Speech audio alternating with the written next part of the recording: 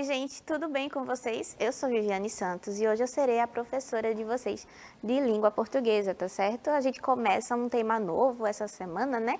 Vocês estão ligadinhos aí que vocês precisam fazer o login no app do Educa Recife. Para quê, Vivi?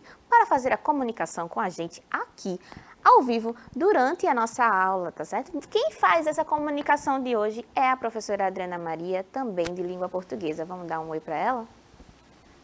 Olá, minha gente, tudo bem? Estou aqui, tá? Coloca aí as suas dúvidas, coloca o nome da sua escola, da sua professora e estamos juntos. Vamos nessa! Estamos juntos sim, não sejam tímidos, vão lá e conversem com a professora, que ela é super gentil, super gosta de conversar com vocês, tá certo? Quem faz a tradução hoje simultânea para a língua brasileira de sinais é o nosso querido intérprete Plínio. Seja muito bem-vindo, Plínio.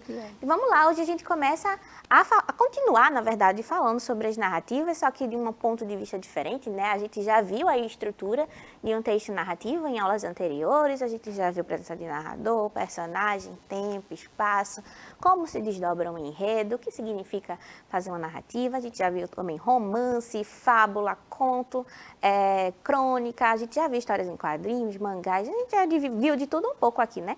Então, hoje a gente vai falar especificamente sobre uma autora muito importante para a nossa vida, de todo brasileiro, que é a Clarice Lispector.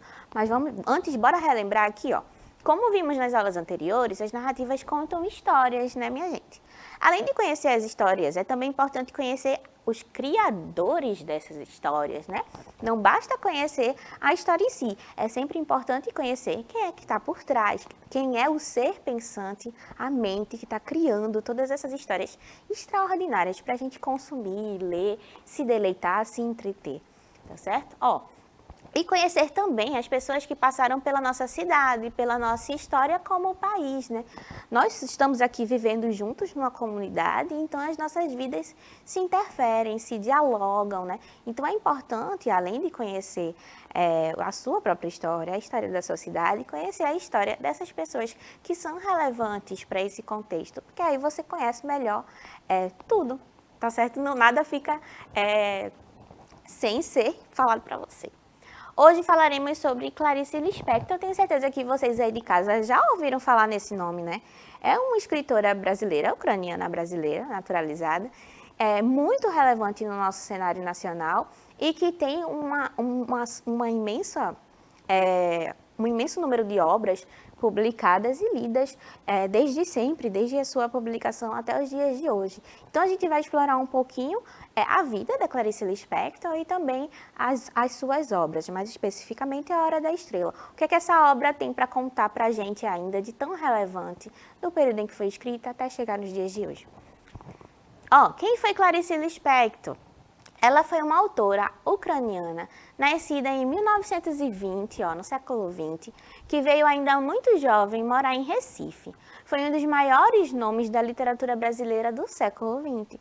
Com seu romance inovador e com sua linguagem altamente poética, sua obra se destacou diante dos modelos narrativos tradicionais. Então a gente conhece a Clarice Lispector como aquela autora que é carregada aí de sentimentalismo, de introspecção. Então, os textos dela são uma leitura, assim, deleite, mas uma leitura muito voltada para o eu, né? A gente sabe que a Clarice usava muito esse espaço psicológico que a gente vinha discutindo em aulas anteriores, a gente tem o espaço físico e o espaço psicológico, então ela é essa autora que brinca com esse experimentalismo, como diz no texto, ela nasceu lá na Ucrânia, mas veio morar no Brasil ainda muito jovem e morou também em Recife.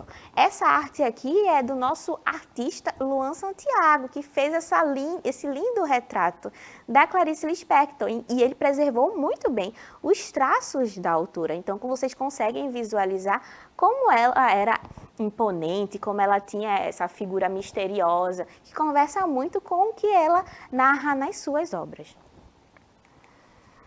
Embora o reconhecimento oficial como cidadã pernambucana só tenha vindo lá em novembro de 2020, é um tempo bem depois, mais de 4 décadas após a sua morte, Clarice já se declarava como tal há muito mais tempo. Então, embora ela tenha nascido na Ucrânia, Clarice sempre lutou para ser reconhecida como brasileira, porque ela se identificava como pertencente a essa terra. Como podemos perceber, na carta que Clarice envia a Getúlio Vargas, então presidente do país, pedindo a sua naturalização na época em que ela já era adulta e se entendia como brasileira. Vamos ler a carta que Clarice envia para Getúlio Vargas, que era então o presidente na época, Rio de Janeiro, 3 de junho de 1942. Senhor presidente Getúlio Vargas, que lhe escreve é uma jornalista, ex-redatora da Agência Nacional, Departamento de Imprensa e Propaganda, atualmente na noite acadêmica da Faculdade Nacional de Direito e casualmente russa também. Uma russa de 21 anos de idade que está no Brasil há 21 anos menos alguns meses, que não conhece uma só palavra de russo, mas que pensa, fala, escreve e age em português, fazendo disso sua profissão e nisso pousando todos os projetos de seu futuro, próximo ou longínquo. Que não tem pai nem mãe. O primeiro, assim como as irmãs da signatária, brasileiro naturalizado, e que, por isso, não sente de modo algum que não sente de modo algum presa ao país de onde veio, nem sequer por ouvir relatos sobre ele. Que deseja casar-se com um brasileiro e ter filhos brasileiros, que, se fosse obrigada a voltar à Rússia, lá se sentiria irremediavelmente estrangeira, sem amigos, sem profissão e sem esperanças. Então, aqui Clarice explica mais ou menos como ela se sente com relação à sua origem e como é que ela se sente com relação ao território brasileiro, porque ela chegou aqui muito novinha, muito bebê. Então, toda a sua desenvoltura intelectual, todo o seu desdobramento social, os seus relacionamentos, os seus afetos, foram todos construídos aqui no Brasil. Então, é natural que houvesse na escritora um certo apreço pelas pessoas e pelas coisas e pelos objetos culturais nacionais. Então, Clarice insistentemente envia várias cartas a Getúlio Vargas, cobrando a naturalização. Estava na hora, não, olha, eu produzo em português, eu falo português, eu trabalho aqui, então minha vida toda está aqui e não faz sentido que eu não seja naturalizada, né?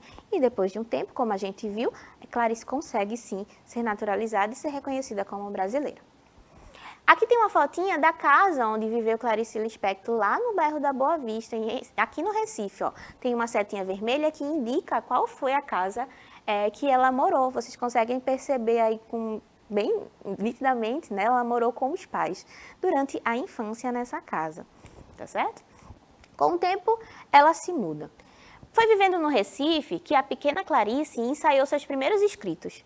Ao Diário de Pernambuco, chegou a enviar alguns textos para o suplemento infantil que o jornal mantinha na época, mas nunca foi publicada.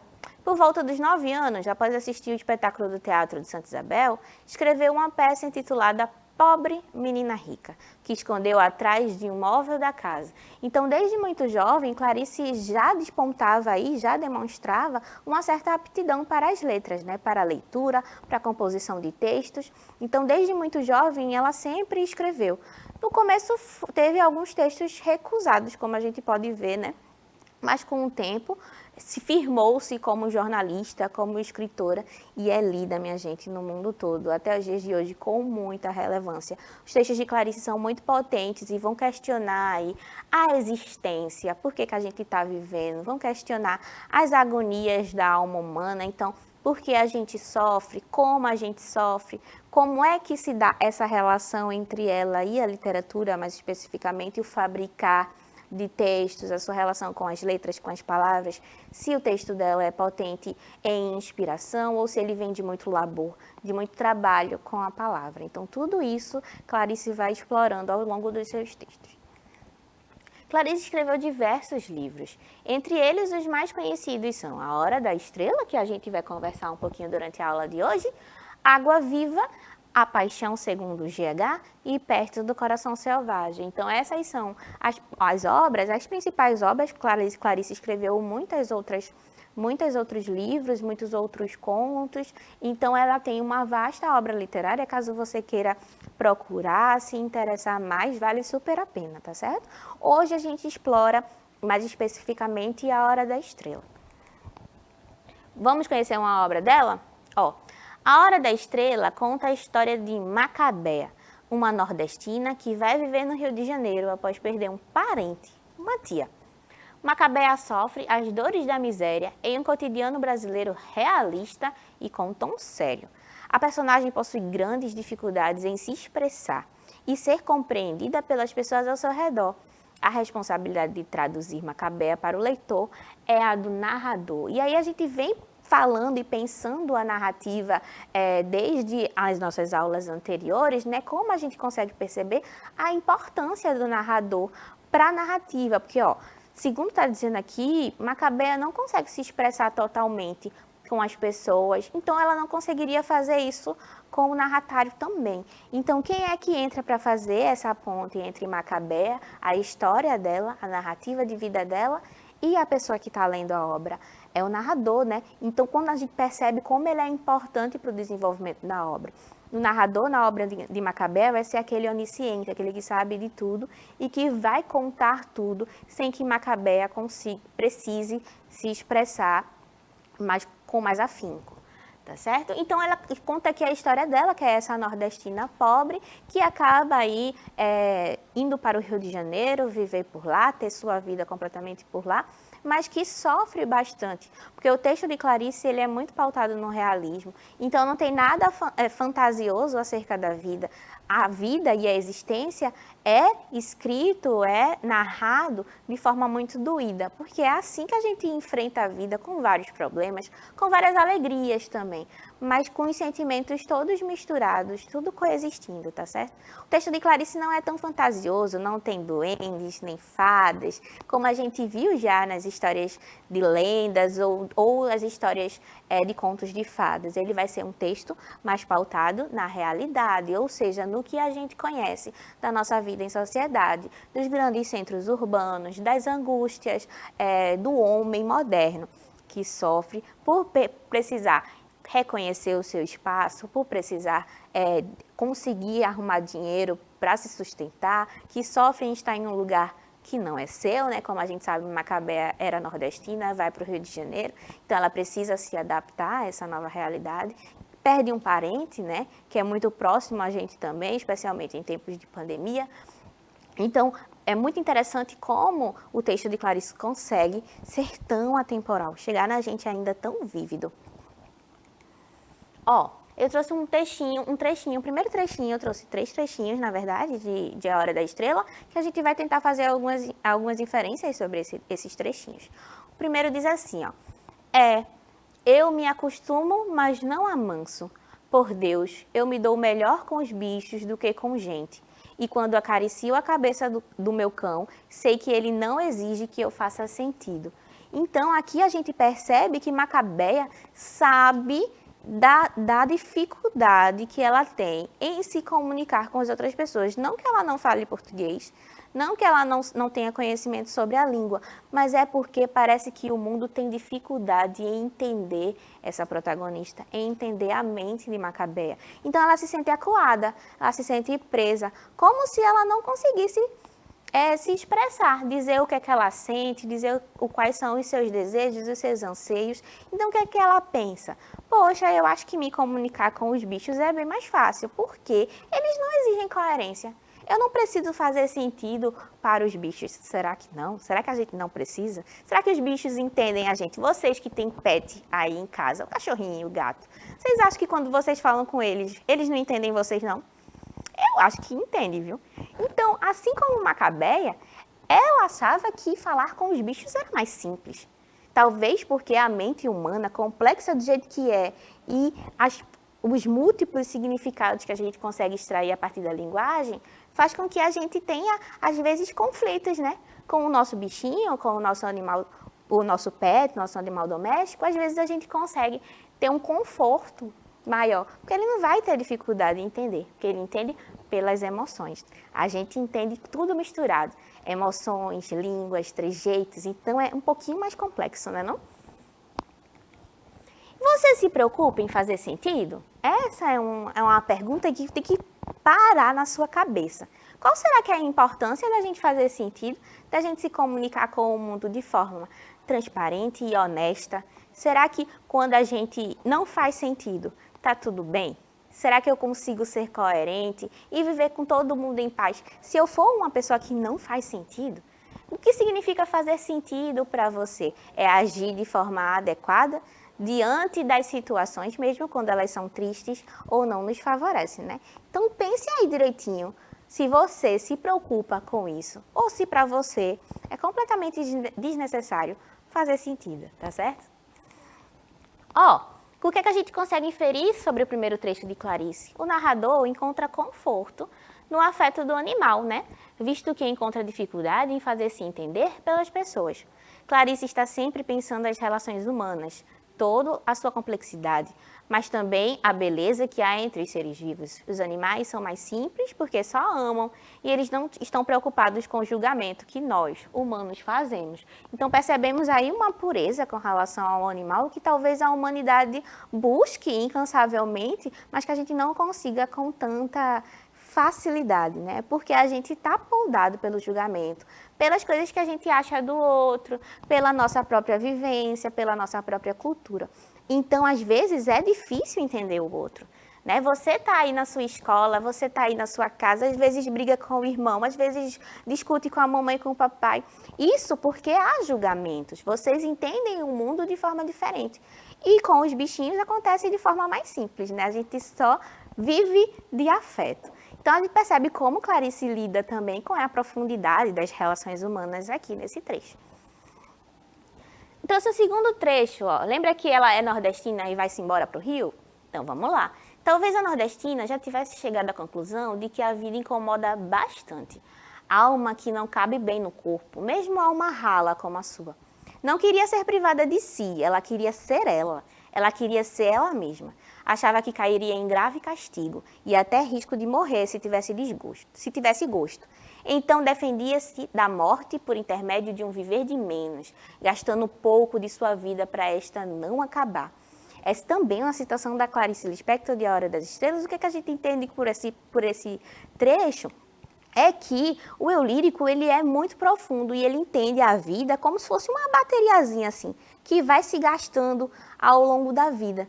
Então ela tinha medo de morrer e ela tinha medo de viver intensamente, porque ela achava que a vida dela ia ser gasta se ela vivesse intensamente. E a gente sabe que na vida real, na prática, a gente quer viver intensamente o tempo todinho, né? Então a nossa vida, ela não é gasta, mas a gente vai usando um pouquinho dela ao longo da nossa existência. Todos os dias a gente utiliza a vida para produzir o que a gente quiser, para trabalhar, para estudar. Então, Macabeia tinha esse medo de que a vida dela acabasse se ela potencializasse o seu ser. Já no segundo trecho, o narrador reflete sobre o tamanho da nossa alma. Será que vocês já pararam para refletir sobre o tamanho da nossa alma? Se a gente tem alma, não sei, depende da sua crença. Sobre como as nossas potências de existência são, às vezes, maiores do que a capacidade do nosso corpo em demonstrar todas essas capacidades do ser. Então, às vezes, a gente tem muito anseio, porque a gente quer coisas grandiosas, a gente sabe que a nossa mente consegue criar coisas grandiosas, e às vezes o nosso corpo não acompanha essa grandiosidade da nossa mente. Então, Macabeia vive esse conflito também, de não saber como externar a grandiosidade do que ela sentia, do que ela tinha na sua mente. Vamos dar um pulinho no chat, eu não sei se vocês estão calados, se vocês estão entendendo, se vocês estão curtindo. Então, vamos ver o que é que vocês estão conversando aí com a professora Adriana? Olha, professora Viviane, tem bastante alunos aqui bem ligadinhos, conectados, e eles estão afirmando que a aula está cheia de conhecimento, viu? Tá. Eles estão entendendo até demais. Que bom, eu fico feliz quando a gente tem uma aula mais discursiva, né? Vocês se engajam mais, querem conversar mais. É melhor do que gramática para muita gente, né não? O que mais que a gente consegue inferir? O narrador também fala que Macabeia não quer ser privada de si mesma, ou seja, não deixar de fazer e ser alguma coisa por causa da opinião alheia. Macabeia está consciente do que ela é e quer exercer esse poder de ser o que quiser. E olha a importância disso para os dias de hoje, né, minha gente? Num período em que muita gente, especialmente na adolescência, na infância, que a gente está sendo moldado ali, a gente está absorvendo o mundo, a gente está conhecendo coisas novas. É muito importante saber quem você é, para que você consiga tomar domínio sobre a sua própria vida, especialmente na fase adulta, porque há muito julgamento o tempo todo de muita gente, minha gente. É assim que funciona, porque a gente vive em comunidade. Mas o julgamento nem sempre é uma coisa ruim. tá certo? Ele vai dar as suas ideias para que você se comporte apropriadamente, a depender do seu interlocutor, a depender de com quem você conversa. Julgamento não necessariamente é uma coisa ruim. Eu posso fazer um julgamento da professora Adriana e aceitar, entender a minha conclusão, pode ser que ela seja uma pessoa boa, uma pessoa gentil. Então, o julgamento está atrelado àquilo que a gente entende das pessoas, tá certo? E Macabeia insiste em não deixar de ser quem ela é. Então, ela se apropria da personalidade dela e a exerce com orgulho, sabendo das suas limitações, mas também disposta a dialogar, a conversar com outras pessoas, com outros seres vivos, como é o caso aqui dela conversando com os bichinhos. Por fim, o narrador entende a vida como algo que tem um limite para ser gasto, né? Como uma bateria que vai se acabando. Mas se a gente economizar o viver, a gente viveria por mais tempo. Será que você concorda aí com essa visão do narrador? Será que se a gente economizar a nossa vida, assim, que nem uma bateria de celular, ela dura por mais tempo? Será que a gente tem que viver intensamente todos os dias? Comenta aí no chat ou deixa um comentário lá no nosso canal no YouTube que eu vou ler o que vocês disserem. Nas nossas próximas aulas, que a gente continua falando sobre narrativa, tem um tempinho ainda, tá certo? Vamos pensar também sobre o narrador? Ó, o narrador é um narrador onisciente, né? Eu já tinha comentado aqui, né? Ele sabe de todos os aspectos da mente de Macabeia, embora ela não os tenha dito diretamente. Então, mesmo quando Macabeia não tem um discurso direto, ou seja, mesmo quando a fala dela não é marcada exatamente, o narrador ele vai conhecer a mente de Macabeia.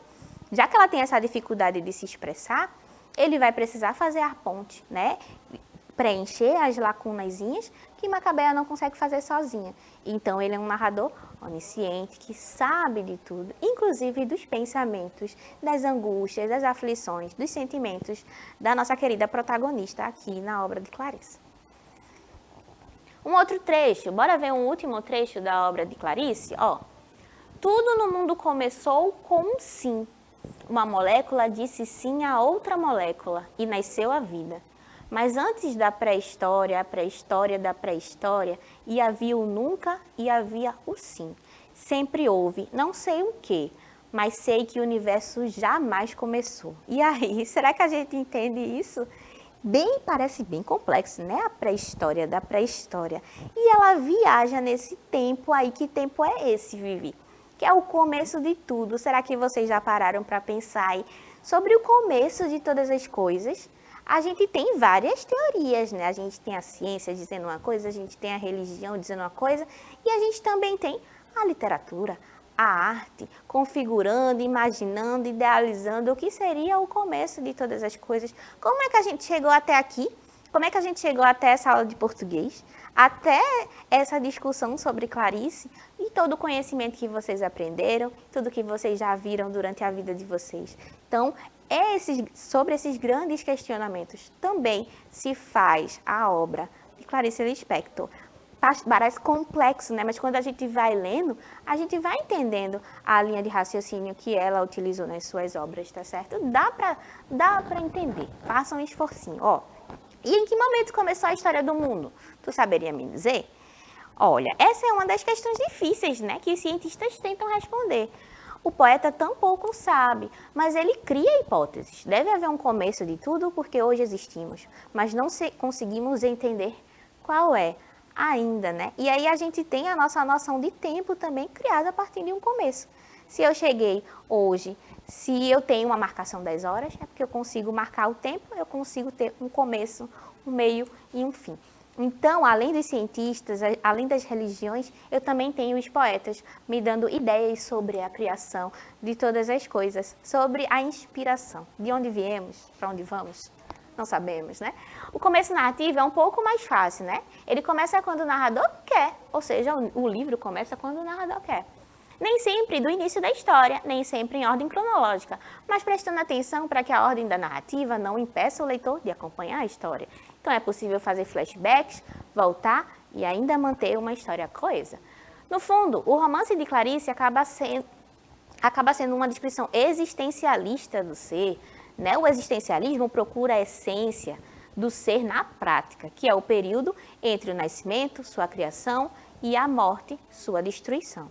A identidade, para os essencialistas, só é conquistada mediante angústia e sofrimento. Então, eu tenho aí um ser que ele está tão angustiado, pensando no que ele é o tempo todo, que ele, para crescer, ele precisa se questionar sobre o que é a humanidade o tempo todinho. Isso é angustiante, mas é também a forma que a gente tem de usar a retórica, de usar a nossa mente para produzir mais conhecimento, para produzir mais hipóteses sobre a vida, tá certo?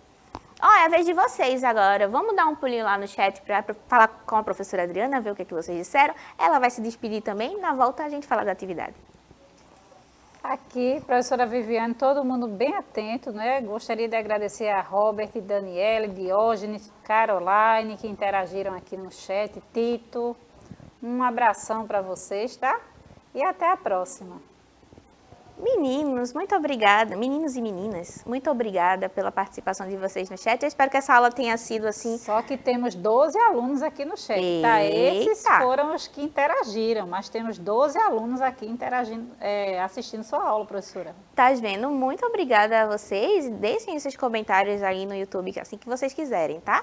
Ó, a interação com vocês é que, lembra da árvore do livro que a gente já falou aqui? Tem esse QR Code aí na tela de vocês podem escanear com a câmera do seu celular e vai te dar o link lá para a árvore do livro. Lá você tem acesso aos livros da Clarice Lispector para ler, reler, sempre que quiser, tá certo? Ó, termino com uma citação também da Hora das Estrelas. A Hora da Estrela, que ninguém se engane, só consigo a simplicidade através de muito trabalho. Então, ó, e no finalzinho, Clarice dá uma dica, como é o estilo dela de escrever. Eu vou me embora. Cheiro e até a próxima aula de narrativa.